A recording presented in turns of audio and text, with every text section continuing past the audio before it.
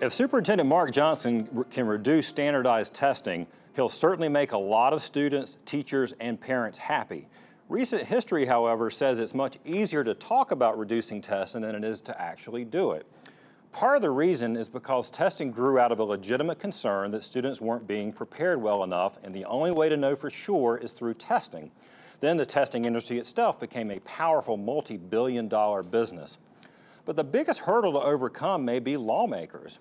High-stakes, standardized testing is a hallmark of school reform efforts with a fervent belief that schools and teachers must be held more accountable, and the best way to do that is with testing.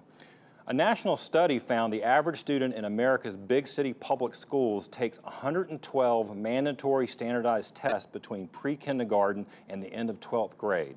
That's an average of about 8 a year.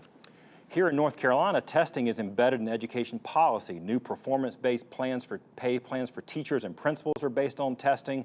Our state's A to F school performance grading system relies on standardized test scores, and that system feeds into everything from our federal Every Student Succeeds Act plan to deciding on schools that may be taken over as part of the state's innovative school district.